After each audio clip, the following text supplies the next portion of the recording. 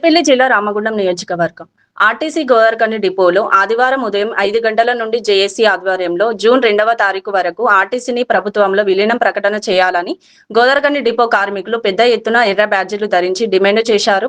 ఈ కార్యక్రమానికి కార్మికులు అధిక సంఖ్యలో పాల్గొన్నారు. ఈ కార్యక్రమంలో Godavarikhani depot JAC chairman Vangara Srinivas, JAC నాయకులు Bobbili Rajesh, S Narendrachari, M Tirupati, TR Reddy, Sadanandam, Venkatesh, K Rani, MS Reddy, CH Ravinder, K Ramesh, Madhav Srinivas, S Venkateswarlu తదితరులు కార్మికులు పాల్గొన్నారు.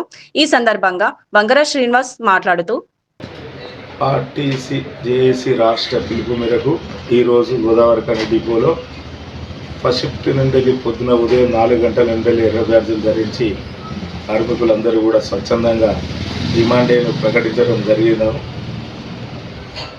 ఈరోజు ఏదైతే రాష్ట్ర ప్రభుత్వం సీఎం గారు చెప్పారో రాష్ట్ర ఆర్టీసీ కార్మికుల అందరినీ కూడా ప్రభుత్వంలో విలీనం చేస్తామని చెప్పేసి చెప్పడం జరిగింది.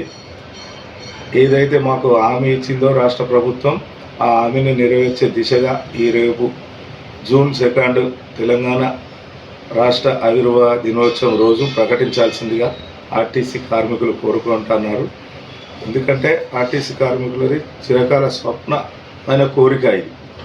గత శతాబ్దాల నుండి ఆర్టీసీ కార్మికులున్న కోరికను నెరవేర్చే దిశగా ఈ ప్రభుత్వం మాకు హామీ ఇచ్చింది కాబట్టి ఆ హామీని నిలబెట్టే దిశగా సీఎం గారు అనుకూలంగా మొన్న మే 1న మా రాష్ట్ర జేఏసీ నాయకులను పిలిపించి మీకు విలీనం కావాలా యూనియన్ కావాలా అని చెప్పేసి అడగడం జరిగింది.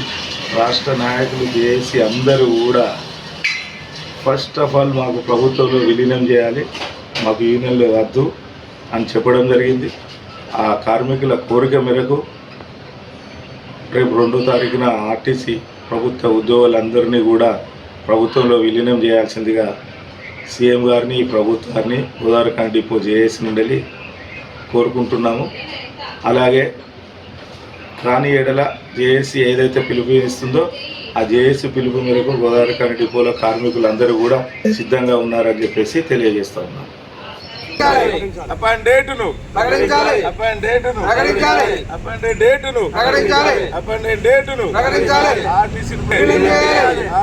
ప్రభుత్వం వెంటనే కార్మికుల న్యాయమైన డిమాండ్లను వెంటనే కార్మికుల న్యాయమైన డిమాండ్లను వెంటనే కార్మికుల న్యాయమైన డిమాండ్లను వెంటనే జూన్ 2 జిందాబాద్.